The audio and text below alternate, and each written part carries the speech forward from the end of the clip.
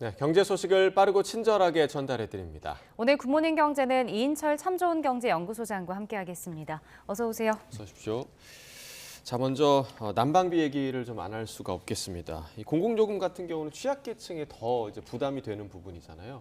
정부가 취약계층에 대한 대책을 내놨죠. 그렇습니다. 네. 대통령실이 밝힌 이제 대책은 크게 두 가지예요. 주로 이제 에너지 취약계층이 받고 있는 에너지 바우처. 사실은 지난해 말부터 단가를 10,000원 정도 인상을 했어요. 예. 그럼에도 불구하고 턱없이 부족하다라는 이제 지적이 나오니까 사실 좀 너무 급조한 티가 나요. 딱 두 계층만을 대상으로 해서 지원 대책을 내놨다는 게 일단 올 겨울 한시적이긴 합니다. 에너지 바우처 지원 대상 한 117만여 가구, 117만 6천여 가구에 대해서 지원 금액을 2배 인상하겠다. 종전에 한 15만 2천 원이던 걸 30만 4천 원까지 늘리겠다라는 거고요. 또 하나가 가스공사가 별도로 관리하고 있는 사회적 배려 대상자들이 있습니다. 한 160만 가구에 대해서는 그동안도 가스비 할인을 해줬는데 그 할인폭을 2배 더 확대를 해서 적게는 등급별로 18,000원에서 72,000원까지 확대하겠다라는 겁니다. 그러면서 이 최상목 수석은 경제수석은 뭐라고 얘기했느냐? 가스요금 급등이 이제 대내외적인 악화에 따른 것이고 국제적인 현상인데 한국은 상대적으로 낮다. 그러니까 이제 미국이나 유럽, 영국과 같은 선진국에 비해서 상대적으로 낮다. 그러면서 난방비 급등의 원인에 대해서는 지난 몇 년 동안 이제 인상 요인이 있었음에도 불구하고 인상을 좀 억제했고 그리고 2021년 하반기부터 이제 국제 천연가스 가격이 한 10배 최대 인상한 데 따른 것이다라고 해서 약간 좀 책임을 좀 전가하는 이 모습을 보여서 예. 아마 이제 이 발표할 당시에 야당이 또 비슷한 회의를 하고 있었기 때문에 서로 이제 신경전을 하고 있는 게 아니냐라는 이제 지적도 나왔습니다. 예. 네. 근데 사실 이번 지원 대상에 영업용 가스를 쓰는 뭐 자영업자나 소상공인은 포함이 안 됐잖아요. 맞습니다. 혹시 뭐 추가 지원책이 나올 수도 있을까요? 그 자리에서 기자들이 질문이 나왔어요. 사회적 계층 배려 대상자 제외하면 네. 지금 어려우신 분들 소상공인 자영업자분들도 상당히 어렵거든요.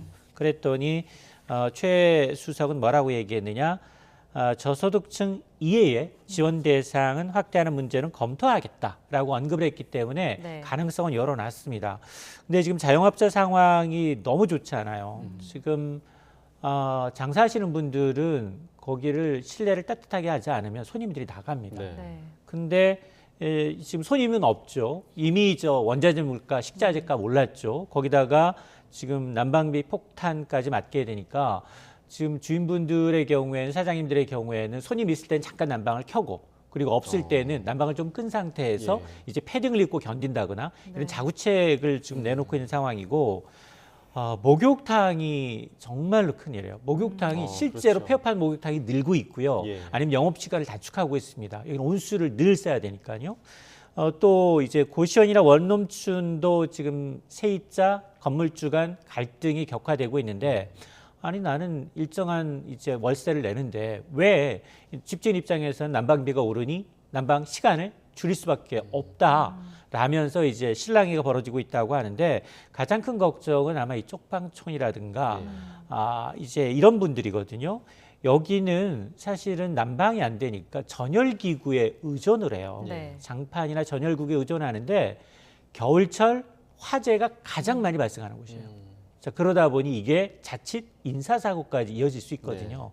그래서 아마 취약계층에 대한 에너지 바우처를 확대해서 에너지를 구입하거나 난방비를 쓰는 데도 좋지만 일단 이런 이 정말 주거 취약계층의 주거지를 한번 좀 돌아보면서 이 구조를 좀 바꿔주는 것도 검토를 좀 해야겠습니다. 네, 뭐 전기요금이 또 오를 거라는 얘기도 있으니까 사실 전열기구도 그닥 도움이 되지 않지 않을까라는 맞아요. 생각도 좀 듭니다. 전기요금 고지서는 아직 날라오지도 않았고요. 네. 1분기에 킬로와트당 13.1원인데 네.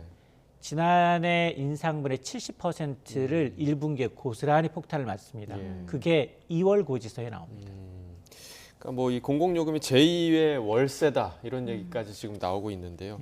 또 다른 사각지대가 좀 발생하지 않았으면 좋겠습니다. 어디까지 해보셨어요? 네. 난방비 아끼느라고 뭐까지 해보셨어요? 글쎄요, 그냥 따뜻하게 입는 거 정도. 저는 아예 방 하나에 꺼버렸어요, 난방을. 정말요? 껐는데 네. 거기 들어가면 정신이 바짝 나요. 그러니까 좀 졸릴 때 들어갑니다. 나름의 효과도 좀 있네요. 글쎄 그거는 한 달 후에 요금 고지서를 보면 확인할 수 있겠습니다. 네, 알겠습니다. 자, 이어서 밤사이 해외 증시 소식도 좀 짚어보겠습니다. 작년 그 4분기에 미국 국내 총생산이 예상치를 조금 소폭 뛰어넘었습니다. 그래서 상승 마감을 했네요. 예. 네. 연준이 정말 과속 스캔들을 했거든요. 예. 거의 뭐 8개월 만에 4% 가까운 기준금리를 올렸기 때문에 과속 스캔들 했는데 참 희한한 게 미국 경제가 너무 꿋꿋하다. 네. 고용 시장이 너무 지금 좋다라는 게 지표로 나타나고 있거든요. 예. 지금 오늘 뉴욕 증시가 기술주는 거의 한 1.76%, 2% 가까이 올랐고요.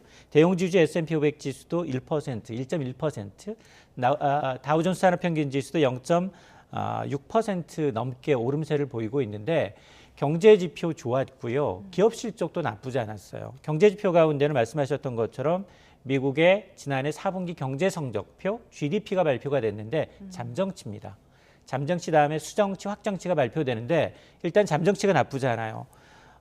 전분기 대비 연율 2.9%인데 월가의 예상치를 웃돌 뿐만이 아니라 지난 3분기에 3% 넘게 성장을 했어요. 근데 불과 시계를 한 6개월 정도 돌려보시면 미국의 1분기, 2분기는 마이너스 성장했어요. 네. 경기 침체다 아니다 논란이 있었는데 3, 4분기에 완전히 극복을 하고 있습니다. 이러다 보니까 미국 경기 연착륙에 성공했다라는 이제 분석 보고서까지 나오고 있는 상황입니다. 그리고 기업들의 감원이 계속해서 이어지고 있음에도 불구하고 주간 고용 지표도 좋아요. 주간 실업급여 신청하신 분이 오히려 이전 주에 비해서 6천 명 줄었습니다. 이것도 굉장히 이례적이어서 정말 이 고용시장도 걱정 없이 미국이 이제 연착륙에 성공하는 게 아니야라는 얘기가 나오고 있고 그리고 테슬라가 좋았어요. 아마 기술주 상승은 테슬라가 견인했는데 아마 서학개미들 오늘 모처럼 만에 웃을 것 같습니다. 10% 넘게 올랐습니다. 예. 역대 최대 분기 실적, 분기 이익을 달성했는데 일론 머스크가 컨퍼런스 콜에서 뭐라고 얘기했느냐. 현재 받은 주문량이 생산량의 2배이라는 겁니다. 그러면서 전체 시장 위축에도 불구하고 수요가 굉장히 좋은 것 같다. 그러면서 가격을 인하했던 것들이 오히려 수요를 늘리는 방식으로 큰 영향을 미친 것 같다라고 언급을 하니까 테슬라의 주가는 이제 10% 넘게 올랐는데 다만 우려스러운 건 이 IT 기업들 계속해서 감원 소식이 나오고 있어요.